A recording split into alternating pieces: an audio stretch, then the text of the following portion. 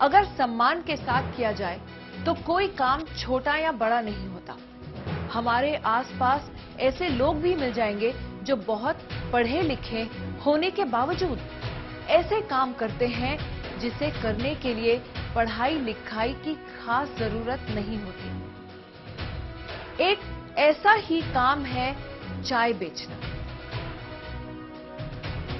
आज देश में ऐसे कई उदाहरण मिल जाएंगे कि कहीं कोई एमबीए वाला या इंजीनियर चाय बेचने का काम करता मिल जाएगा, लेकिन उत्तराखंड में एक पोस्ट ग्रेजुएट लड़की पिछले 12 साल से ये काम कर रही है और ये काम उसे अपने पिता से विरासत में मिला है।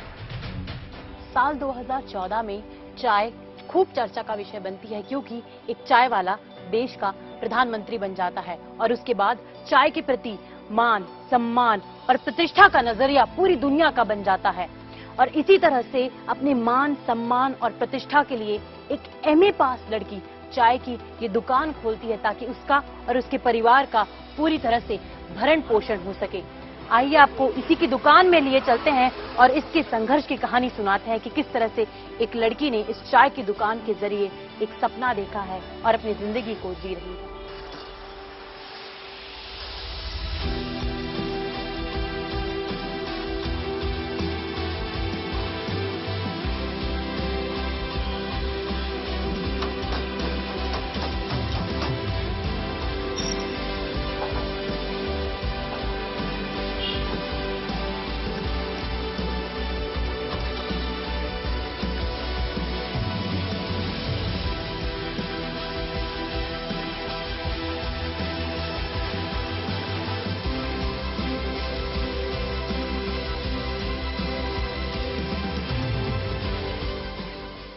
मेरा नाम अंजना रावत है। मैं उत्तराखंड श्रीनगर गढ़वाल से हूँ।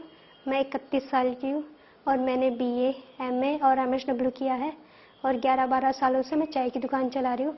चाय की दुकान से ही मैंने अपनी पढ़ाई कंप्लीट की है। मैंने चाय की दुकान 17-18 सालों से स्टार्ट की थी, जब मैं 17-18 साल की थी। और चाय की दुकान संभालने का मेरा मोटिव ये था, मेरे पापा पहले उस दुकान को चलाते थे। पापा किसी बीमारी से ग्रसित थे, इस वजह से पापा हमें छोड़ के चले गए, जिससे घर की परिस्थितियां बहुत ही कमज़ोर हो गई थी। उसको संभालने के लिए मुझे वो दुकान चलानी पड़ी।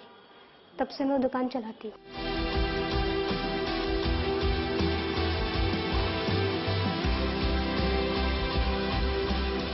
जब मैंने दुकान शुरुआत की थी तो पहले तो मुझे चाय बनानी तक नहीं आती थी।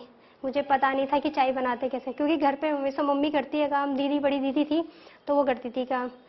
तो दुकान पे लोगों ने सिखाया कितना पानी डालना है, कितनी चीनी डालनी है, कितनी चाय पत्ती, कितना दूध। तो धीरे धीरे करके सीखा। पर जब मैंने शुरुआत की थी तो बहुत सारे लोग मुझे गलत कमेंट्स करते थे।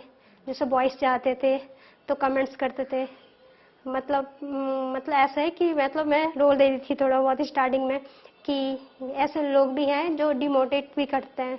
पर लोगों ने मुझे सपोर्ट भी किया। बहुत सारे लोग थे जिन्होंने कहा कि आपको कोई तकलीफ होगी, आस पास के भैया लोगों ने, कुछ भी होगा आप मुझे बुलाना, मैं आपके सपोर्ट में हूँ, कि कोई दिक्कत नहीं होगी। तो धीरे धीरे करके मैंने अपना काम शुरुआत की।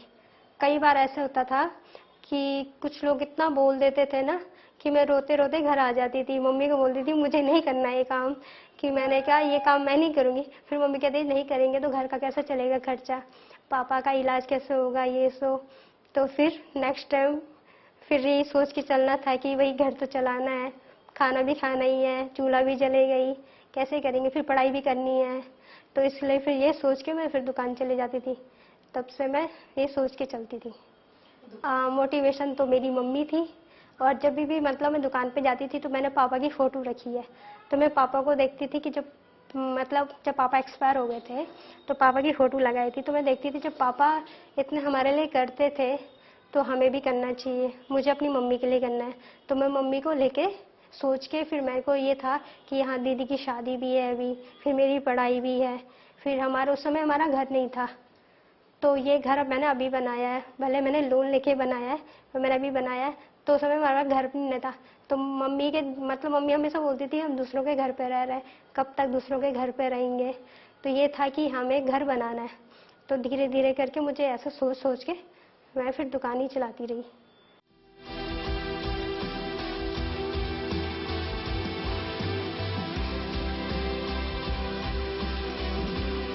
जब मेरे बीए था, पापा तो हॉस्पिटल में थे, तो मैं पहले सुबह मॉर्निंग में दुकान जाती थी। फिर मेरी 11 बजे से क्लासेस होती थी कॉलेज की। फिर मैं 11 से 3 बजे तक कॉलेज में रहती थी। फिर कॉलेज से आने के बाद मैं लंच किया, फिर 4 बजे दुकान चले गई। फिर ऐसे करके मैं अपनी पढ़ाई कंटिन्यू करती थी। तो कई बार ऐसा होता था क्लासेस अटेंड नहीं कर पाती थी, छूट जाती थी दुकान के चक्कर में। पर मेरे जो टीचर लोग थे मेरे बहुत सपोर्टेड थे। वो लोग मुझे ना मोबाइल में क्लासेस देते थे। वो मुझे मोबाइल में या कई बार दुकान पे आ जाते थे कि भाई आज हमने ये किया, जो ये तुम्हारे नोट्स है, तुम घर पे पढ़ लेना। तो आधे से ज़्यादा मैंने पढ़ाई ऐसे में की।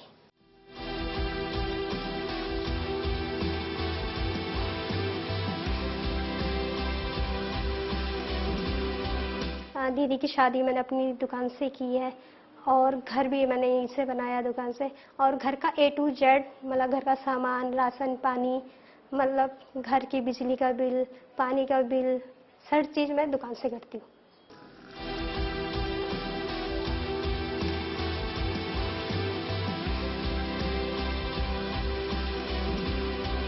ये पढ़ाई के बाद जैसे मैंने MSW किया है, तो मैंने कई NGO में भी अप्लाई किया था। बट उस समय जब पापा एक्सपायर हुए थे, तो मम्मी की इतनी अच्छी हालत नहीं थी कि मम्मी को अकेला छोड़ के मैं चले जाऊँ। इस वजह से मैं थोड़ा रुक गई। तो जैसे जैसे टाइम बीतता गया, तो फिर धीरे धीरे एक्सपीरियंस नहीं हुआ मुझे जॉब का। कहते हैं ना कि जॉब के लिए एक एक्सपीरियंस चाहिए, मेरे पास एक्सपीरियंस नहीं था। जिस फील्ड में मैं MSW की फील्ड में मैं जब भी जाती थी, तो मैं हमेशा उससे बाहर निकलती थी, क्योंकि मेरे पास एक्सपीरियंस नहीं था। इस वजह से मुझे वो बाहर कर दिया करता।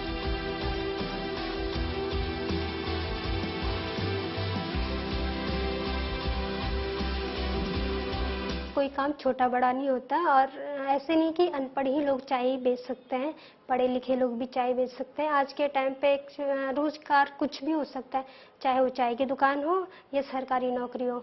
और जब आज के टाइम पे चाय बेचने वाले एक प्रधानमंत्री बन सकते हैं, तो वो हम क्यों नहीं बन सकते, या हम कुछ कर क्यों नहीं सकते। वो तो अपनी अपनी सोच है ना, कोई कैसा सोचता है, कोई अच्छा सोचता है, कोई बुरा सोचता है। और मैं चाहती हूँ कि ऐसा नहीं है कि लड़की है या लड़की एक चाय की दुकान नहीं चला सकती है। लड़की अगर सोच ले तो बहुत कुछ कर सकती है।